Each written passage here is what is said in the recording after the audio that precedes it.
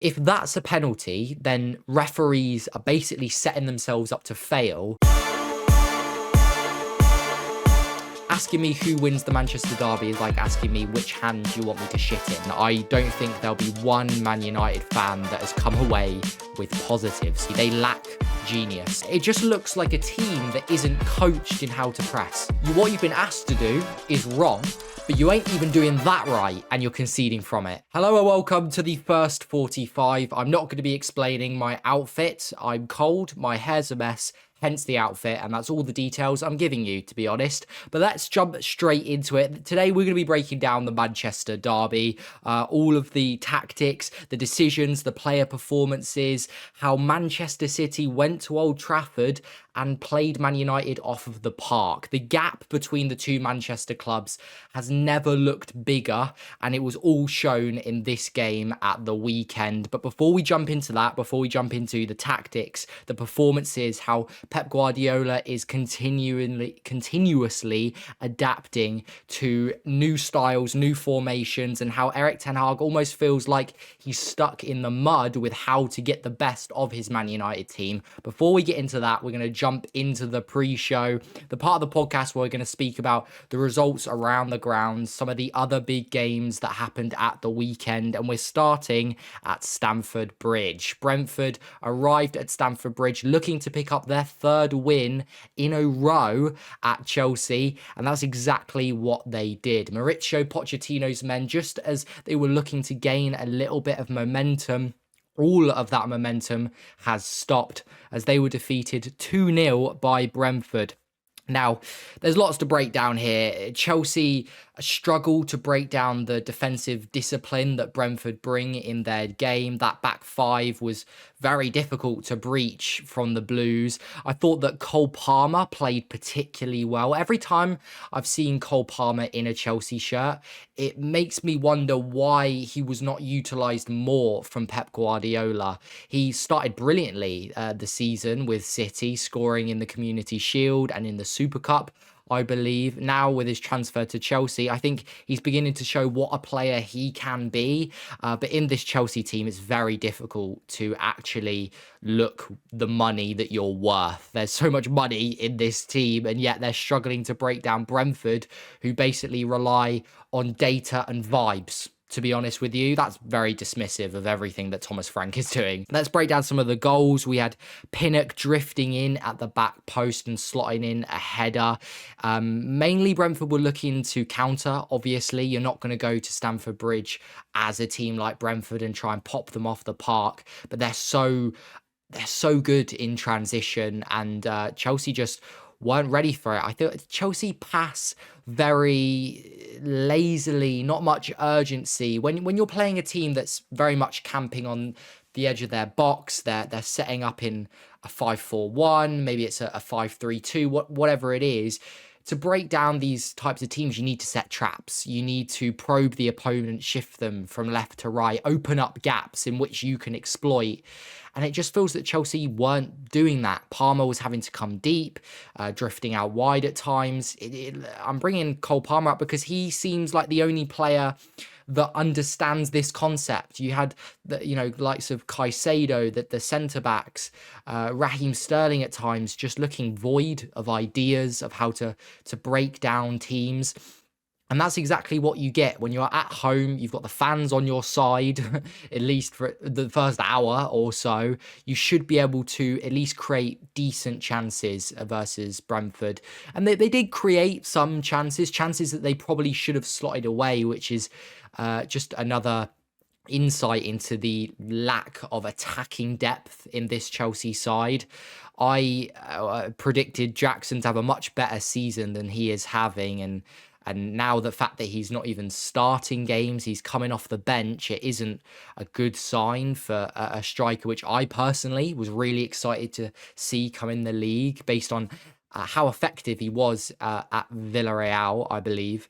But yeah, they don't have the attacking impetus that a team worth 1 billion should have. And Mauricio Pochettino will be disappointed. Lots of boos at full time, as they should be. Chelsea need to improve, and they need to improve quickly. That performance versus Arsenal was a really positive one. It helps when a team wants to attack you with more numbers. Obviously, it helps in Chelsea's press. It can help in their energy when you're almost left to your own devices to break down a team whose sole mission is to stop you for 90% of the game and break on the counter. It is harder, and it is going to create less gaps, and you are going to need that slight bit of a genius. And that's what Chelsea lack, really. They lack genius. They lack that player that's going to take the game by the scruff of the neck and win a game for you. And it doesn't surprise me when you've got the amount of young talent in that team. They don't have the experience. You're relying on the likes of Raheem Sterling, that even at City, he wasn't that player that was going to take the game by the scruff of the neck. He very much might be the player that scores the goal. He might be the player that gets on the score sheet when you need that attacking threat, but he won't be the player that sets up the goal. He's not going to be the player that picks up the ball from deep and slips past two or three players, maybe creates a chance from wide. He's never really been that player. He's clinical in front of goal most of the time, but not the type of player you want to have that experience in a game like this. And Pochettino very much feels like he needs to go back to the drawing board, really, and change, next week. So, they've not got Europe. They've got the Carabao Cup midweek. That'll be a good chance to regain that momentum once again, and they need to go again in the league because things need to start picking up, and they couldn't bounce back from that positive display versus Arsenal. They need to somehow build that momentum. We move on. Arsenal completely wiping away Sheffield United. Eddie Nketiah getting on the score sheet 3 times, scoring, I think, his first hat-trick in Arsenal colours.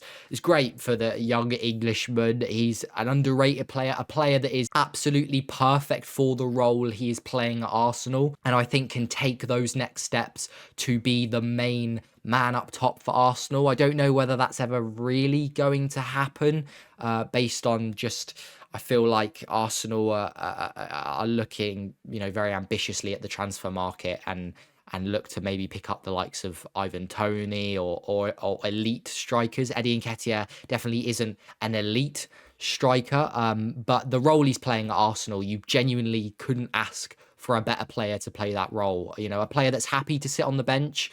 Well, not happy, but it is currently okay with sitting on the bench. But when he gets his chances, is super determined to take those chances. And he did versus Sheffield United.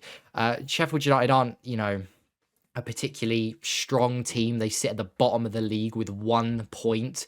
I think it's 5 losses or more in a row now. I don't quite have the stats, but yeah, they are looking poor. And Arsenal, really made light work. It was a big ask from Sheffield United to go to the Emirates and get a result, but it's poor. They're not putting up the fight that I'm sure a lot of their fans wish and hoped that they would. They didn't have a good transfer window. They lost some key players, but it certainly isn't excuses to have this poor of a run in the league, as difficult as the league is. But yeah, just again touching on Eddie Nketiah, 3 goals, a hat-trick. That first goal was wonderful. The touch to get it out of his feet and to get away from his man. Clinical when up against the goalkeeper, slots in his first. And if that wasn't his best goal, then his third was his best goal. From outside the box, releases a shot curling away from the goalkeeper into the top left, I believe.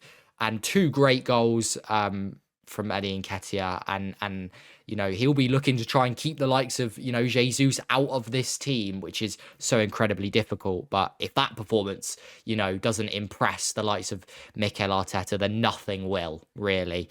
And then we move on. Finally, before we jump into the Manchester derby, I just wanted to touch on Aston Villa. I mean, Aston Villa I think it's about time we take Aston Villa seriously. We had this section on the last podcast talking about Tottenham and whether or not Spurs are really building momentum to perhaps, challenge those big teams at the top, or whether or not the past is, an indicator that this isn't going to happen. But when it comes to Unai Emery, when it comes to Aston Villa, it's very hard to deny. Aston Villa don't have the history to tell us that, they're going to get into the top four, or they're definitely going to go reach the Europa League, or they're going to compete for, maybe a cup this season. They don't have the history in recent years to suggest that. But I tell you who does. It's Unai Emery. Unai Emery, in my mind, is so underrated. I made the video when he first came in as Aston Villa boss last season, and I said he will reach Europe with this Aston Villa team, and he's, achieved that. Factually, he's achieved that for the Conference League. It wasn't the Europe I was talking about. He will achieve Europe again with this Aston Villa team, and they just seem to be going from strength to strength. I watched that first game, Aston Villa being beaten by Newcastle. I think it was 5-1, I believe. And I sort of thought, wow, this my predictions have not gone well. I predicted them, I think, to come 5th this season, exactly where they sit currently. And I'm thinking, after watching that Newcastle game, it's all gone wrong, right? What have I predicted? Unai Emery is repeating the same mistakes that he did at Arsenal. But no, they've just gone from strength to strength this season. Ollie Watkins performing out of his skin. Obviously, he got that hat-trick versus Brighton a few weeks ago. And actually, I looked at the stats. We say how good Ollie Watkins is as a finisher. Might be one of the best strikers with his back to goal in the league. I think he's only going to go from strength to strength. But looking at the stats, he's actually performing better in his assist stats this season. I think he has 5 assists, which is 3rd in the Premier League. So he's becoming that all-round striker that can contribute more than just being a finisher, which he can sort of, be labelled with slightly, but he is a footballer. And yeah, getting a 3-1 win versus Luton Town. It's coming off the back of 4-1 wins versus West Ham, 6-1 Brighton, 4-1 even in Europe against AZ Alkmaar. They always seem to concede, maybe then, tighten up at the back, get some clean sheets they'll be looking for at least. But, when they get going, when they get scoring, they're ruthless in front of goal, and they're scoring a lot of goals. And it must be really exciting to be an Aston Villa fan currently. I'm going to look more into them. I can't lie. I'm not super knowledgeable about, the intricacies of what they're doing this season. But just watching them from afar, seeing their results, they look dangerous, and it's certainly going to be interesting for my team, Liverpool. I think we've got them maybe second to last of the season away at Villa Park. That's going to be, if Liverpool, do, carry on this momentum and they look to go on to what we might think they do, and same as Aston Villa, how they're looking, that's going to be a huge clash right at the end of the season, and could be a really vital game on both sides, whether, Villa can reach Europe, and Liverpool, can win a league. I don't know. This podcast is not about Liverpool. But anyway, let's move on to the main event of this podcast, the Manchester derby. Right. It happened. Right. We know that. It happened. The Manchester derby, it happened. At Old Trafford. A reverse of last season. Obviously, the first one last season was at City's ground, and it ended 6-3. And, if we compare to the first Manchester derby of that season to the first Manchester derby of this season, the feeling around the two clubs, well, the feeling around Manchester feels so different.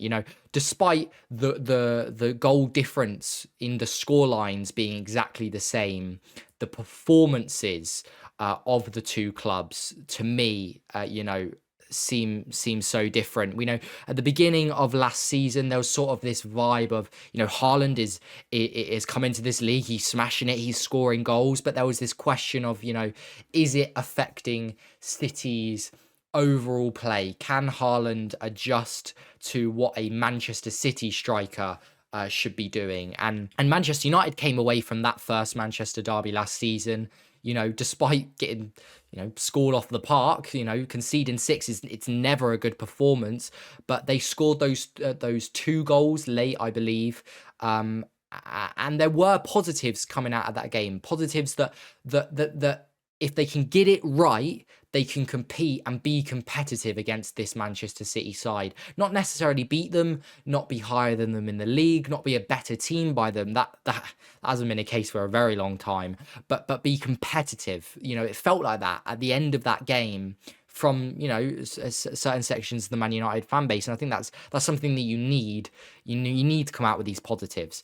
But coming away from this first Manchester derby of this season, I don't think there'll be one Man United fan that has come away with positives, apart from Eric Ten Hag, apparently, because he's coming out at the end of the game saying that they're on their way up. I don't know what that means, because it certainly doesn't mean that they're improving, because the Manchester United of last season and the Manchester United of this season look drastically different. And that's not entirely Ten Hag's fault or Man United itself's fault. They've got a lot of injuries. There's been, lots of things happening around the club and all of these things.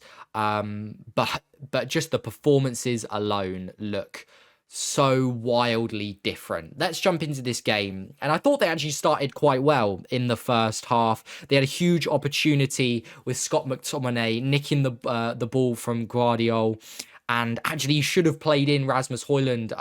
Haaland sort of drifted just behind the centre back, and there was a pass on, and the game could have been very different if Scott McTominay did release that pass a little bit earlier. But Man United started really well. Their press was effective. Manchester City couldn't quite pop the ball around as they won, very much looking to exploit wide areas, which becomes quite the theme in this game. But it just wasn't quite clicking. I thought Onana overall in the problem with this game is, and we're going to speak about it, we're going to speak about the setup from Man United, the goalkeeper in just a minute.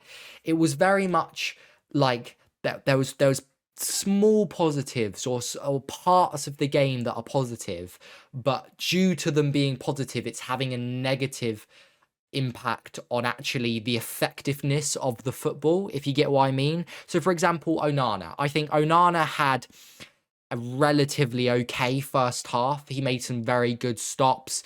His actual shot stopping, his goalkeeping in and around the box was a positive. But when it comes to his distribution and the effectiveness on, right, you're stopping Manchester City from scoring, but how are you affecting Manchester City with your passing? How are you affecting Manchester City with your distribution? How can you get the ball through the lines? The effect on Manchester City was pretty dire and pretty negative, just often looking to go over the top, these long balls, which doesn't make sense. We've seen in the Champions League final the effect that Onana can have and his ability to cut through the lines, those cutting passes that can reach the midfielders. His long ball I don't think are as strong as his keep the ball on the floor passing, whatever that is. His long balls aren't effective, and many of them just either didn't reach a United player or United were losing those second balls. And this long ball football that United are sort of going for, looking for the second ball, looking to just basically bypass the midfield. It isn't what we've seen from Eric Ten Hag ever in his career, and it certainly isn't a tried and proven way to win consistently. It leaves far too much ambiguity in the control of football when you're launching up to the likes of Scott McTominay and Haaland. It can work, and this is how Man United had some chances. Haaland holding up play, shrugging off defenders, and can release, Rashford, who's bombing down the left. It can work in certain instances, but to gain control of a football match and to win football games, it isn't reliable enough for a team of the stature of Manchester United. Manchester United should be a team that you fear, should be a team that you don't have a lot of possession of. They should be a team that create multiple chances consistently throughout both halves of the game. And this tactic or approach to a game of bypassing the midfield, looking for those balls to the big lads up top, it isn't what Manchester United should be doing. And obviously we have that first goal from Manchester City. It comes early on. It's a penalty. It's a dubious one. I've watched it back a few times. It's if that's a penalty, then referees are basically setting themselves up to fail for the rest of the season, because that movement, the arm across the sort of chest or abdomen of Rodri, it happens every game. This is contact in football. This is, corners are an aggressive and physical part of the game. And Rodri's been very smart. Rodri's done nothing wrong. He's done exactly what he should be doing. But to give that as a penalty, it sets a very poor standard for the rest of the season. And you're undoubtedly going to be seeing, more and more people, suggesting that other instances in other games are going to be penalties, because it happens consistently. Either way, nothing can be changed. Haaland steps up versus Onana, slots it into the bottom right-hand corner. Onana completely goes the other way, and Manchester City are 1-0 up. And it's exactly what Man United didn't need. As soon as City go up, that's when they impose their dominance. That's when they started to tick. They started to find their rhythm. And, during this breakdown, I'm going to be slightly focusing more on Man United and their approach to the game, because I think it's known how good Manchester City are, and there's some key tactical points I do want to point out. But just saying that Manchester City are good, saying that they're dominant, saying that they control the possession, yeah, they've been doing that for years and years, and that's how they approach games, and they are so good at it. But more looking at Man United and how they tried to, impose their will on the game. We spoke about Onana and how one part of his game, answering City, was very positive. His shot stopping in answering City was positive, but his solution to affecting City was very poor. And it was the same across the pitch for Man United. We look at Amrabat, his answer to Manchester City, in the fact that, so Manchester City, Pep Guardiola has found brilliantly a way to both have Haaland and Alvarez in the same team, right? A year ago, we were wondering whether or not Pep can work a way around a direct striker like Haaland. And now he's got Haaland and Alvarez in the same team. And how he does this is basically by committing a lot less people in the initial line of the build-up, and with Stone stepping in as a midfielder. You've got Gvardiol as this really this advanced left back. You've got it's more as this advanced left back, but also depending on where City are, coming in line with Diaz to create the two, but then going out wide. It basically means that Alvarez, can be that spare man that drops into the pocket. And all night, City were looking to progress in wide areas and get through to that spare man in Alvarez. And Amrabat, his answer to that was very much just shielding that passing lane. Not necessarily man marking Alvarez, because if you start man marking City players, it ain't going to be a very fun evening for you, but stopping that passing lane, sitting in that pocket with Alvarez. It did mean that City could progress, in wide areas a lot. The spare man was always, Kyle Walker on that right-hand side, or Gvardiol if he pushed up. But stopping that passing option into Alvarez was relatively effective. And I thought Amrabat did the best he can. The problem with United throughout the whole game, it was especially exploited in the second half, unbelievably so. But in the first half, you've got this really deep defensive line from Manchester United, this back four of Lindelof, Maguire, Evans, and who was their right back? Who's Delo. Um, and you got this really deep defensive line from Man United, and you've got the really lackadaisical press from the forwards, and very often Ericsson and McTominay would look to press Manchester City, but you've essentially got this entire gap there between a defensive line that's so deep that isn't moving.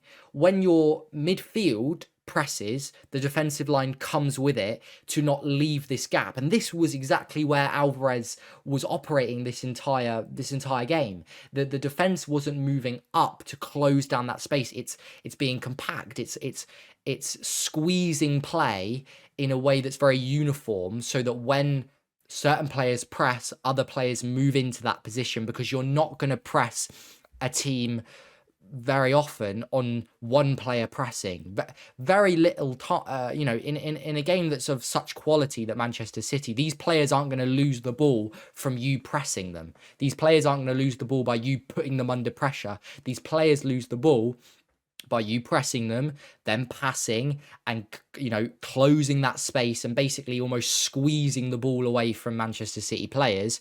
But with such a deep defensive line, you've got all of this space in between a pressed midfield and a deep defensive line that Alvarez is just operating in. And Amrabat, going back to Amrabat, had such a difficult job. He's not only got to stay on Alvarez as a man marking job at times, but he's got to press with the midfield while also shielding the passing lane to Alvarez. And he's basically got to leave Alvarez in this pocket, to press, maybe a section of the play or a midfielder, and leave Alvarez and basically leave him free, because the United line wasn't pushing up to cover that space. So if Alvarez is here and Amrabat's sort of, in front of him, if he goes to press, the Man United line has got to push forward and press with him, and someone takes up the position of occupying Alvarez. It just looks like a team that isn't coached in how to press. It isn't a team that looks like it's coached in how to win the ball back or to shift as a team.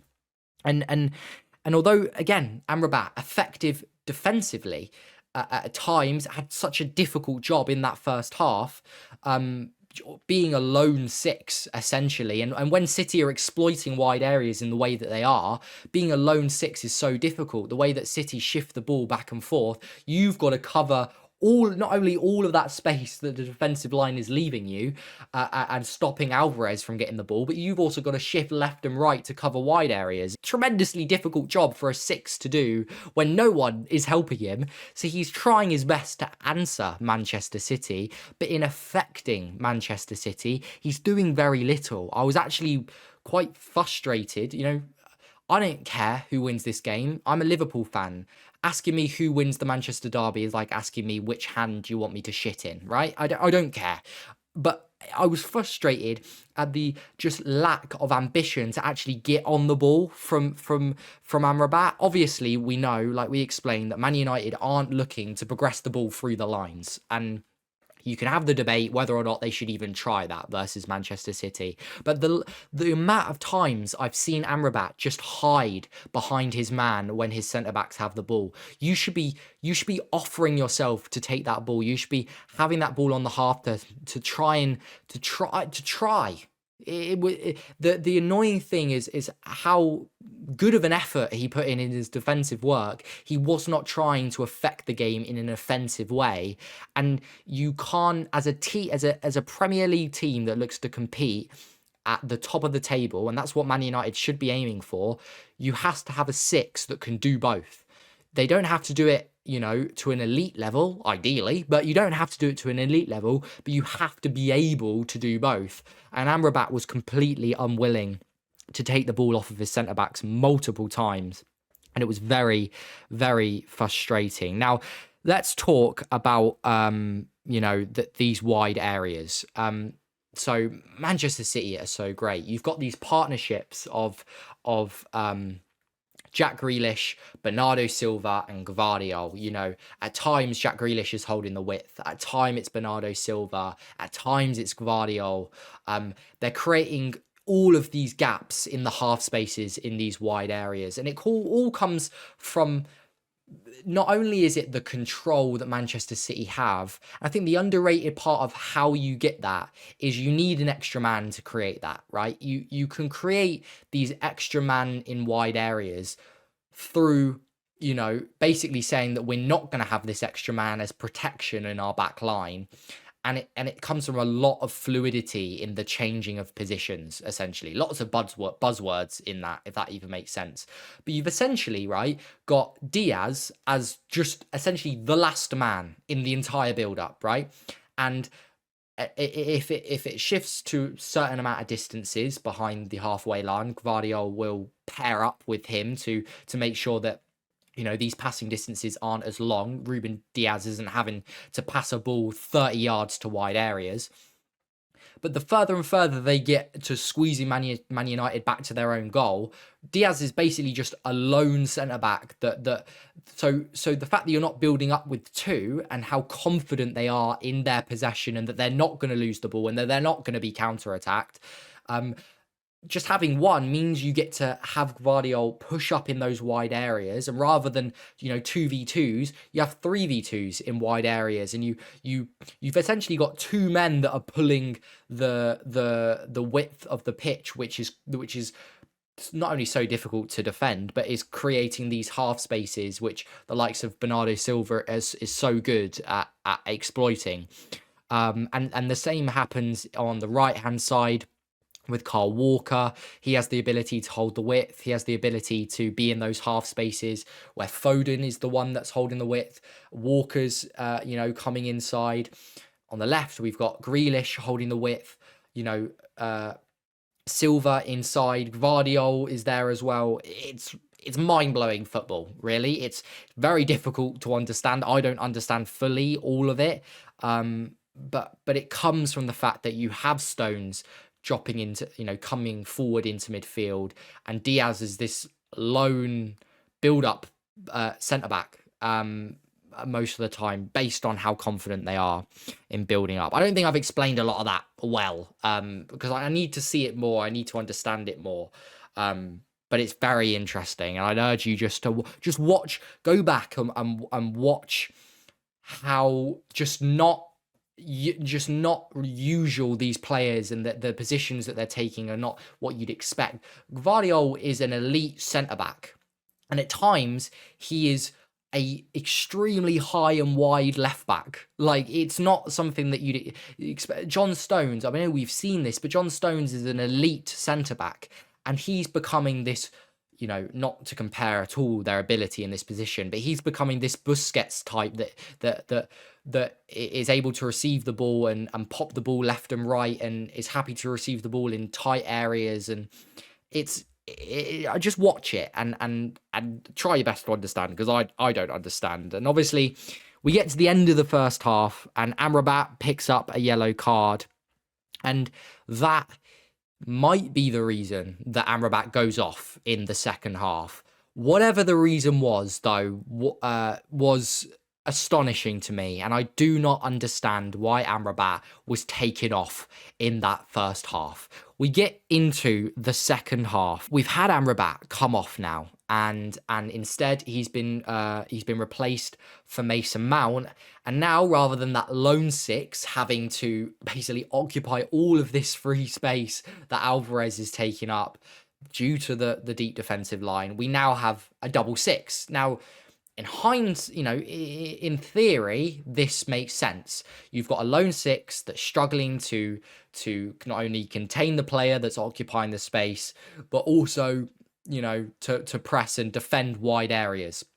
Those switches of play are so difficult for the whole team to, to travel over one side and then travel over the other side. Is very difficult. So having a double six naturally means that you can defend wide areas easily because there's less space to travel, right? All about spaces. How far have you got to run? How, your positioning, I feel not to condescend you. I'm sure you know this, but it's important to note positioning in football is important, not just because of where you stand to receive the ball or where you're standing to draw players out. It's very important defensively on you've got to be you've got to stand in the right place so that when you need to press, you get there quick enough.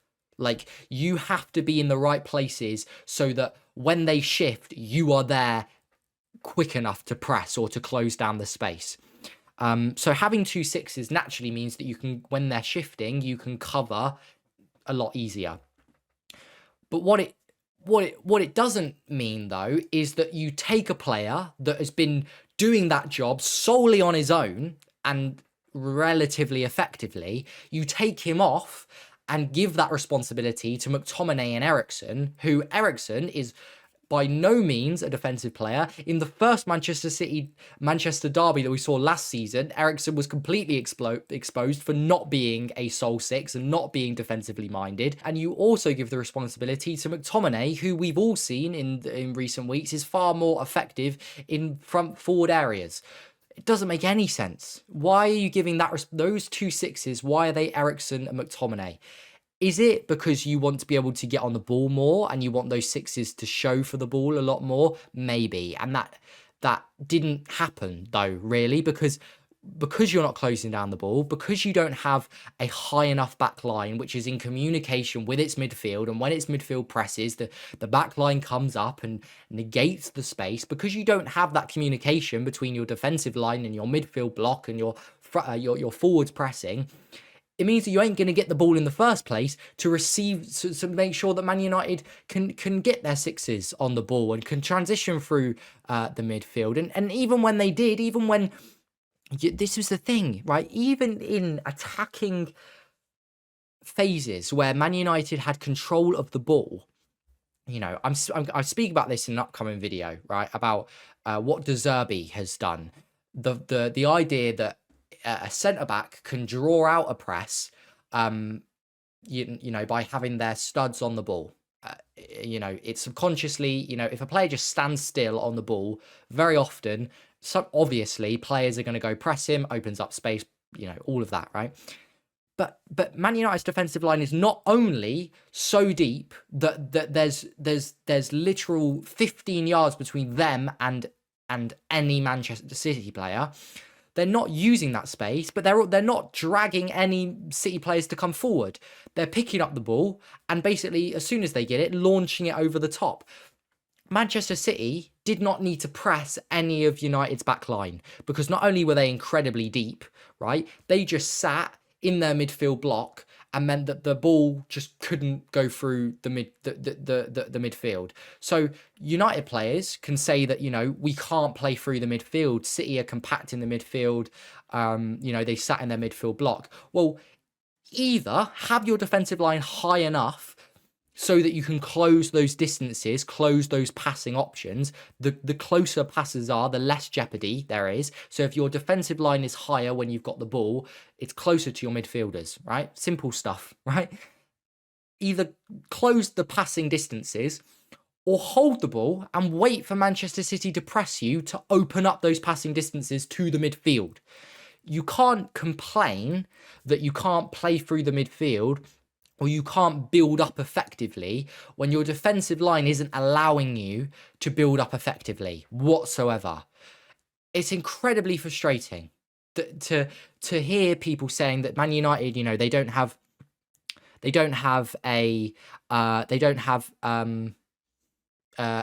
what's the word? They don't have, what the fuck is the word? They don't have a philosophy in how they want to play and their build up is awful. Yeah. It is, because you're just not you're not taking control. You're not being Man United players. Man United players should be on the ball and moving forward.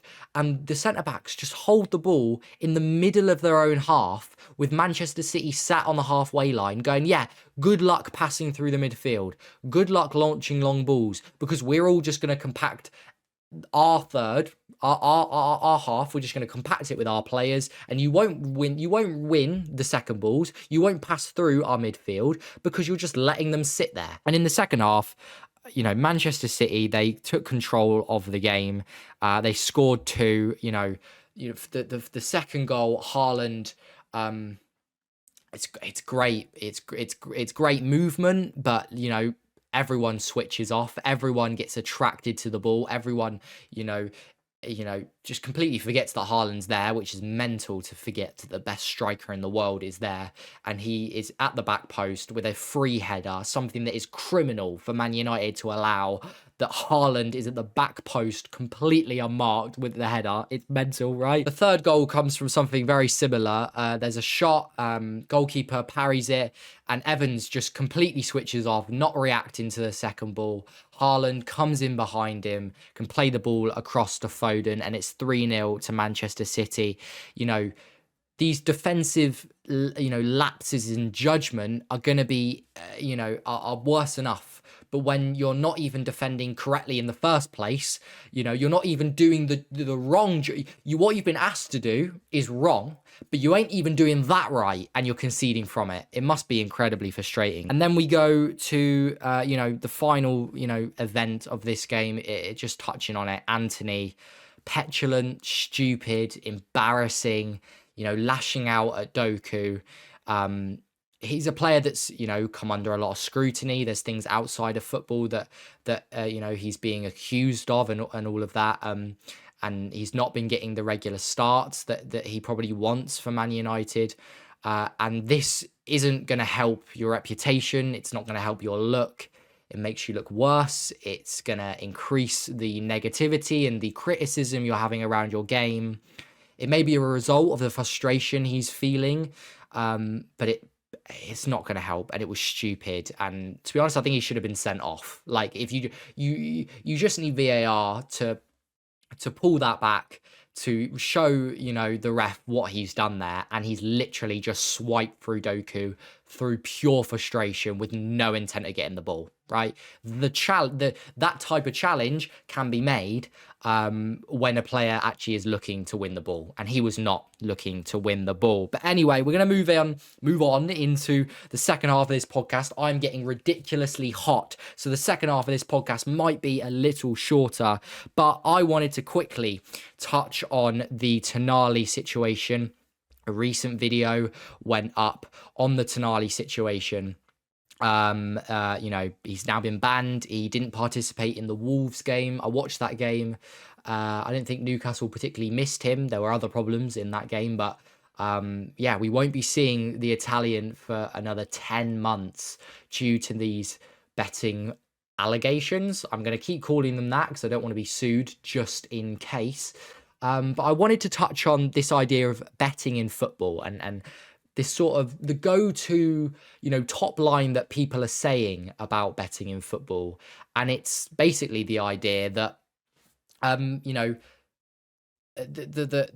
reason that these players are betting, or how can we blame these players for betting, due to the fact of how blatantly, openly, and in your face betting sponsors are involved in the game. And there's betting logos on shirts, there's betting adverts before and after football. It's a culture that, at least as I know, in England is a huge culture around sport in general, but heavily football. And I think that's where that argument does have some validity, that if the culture of betting is so big in this country around football, these footballers are human, and they're going to have friends and family that are heavily involved in that culture and like to put on a bet. And betting is in that way so involved in a lot of footballers' lives that I don't know how much blame you want to put on them, depending on their addiction. I don't want to get into the whole addiction side, but you can understand and you can see how a player can be involved in that, culture when they've got friends and family doing it. But the point that just because you've worn a logo on your shirt for a certain amount of time, meaning that's going to cause you to place bets, is ridiculous to me, right? First of all, we have to understand that there are very clear and very understood rules around betting. You cannot bet as a footballer. You've been put in a very privileged position through your own hard work and maybe a little bit of luck, right? And you are now a professional footballer playing at the highest level of football. And as a consequence to that, you cannot bet on the sport that you participate in. And it's very much understood. And that alone, unless, you have a betting problem that precedes football, precedes your career, that alone is enough to tell you, there is no excuse for placing bets, right? It is understood that you cannot do it. But when people excuse it or try to understand it by the fact that there's betting adverts, is ridiculous to me. It very much reminds me of the sort of thought that violent video games, makes violent children. That's a whole argument in itself. But these aren't children. These people should not be so susceptible to betting adverts that it causes them to put bets on and break rules and get into places where they're going to be banned for 10 months, 3 years. It could have been just because he has a logo on his chest. That I don't know about you. I don't think I couldn't name any logo on any shirt.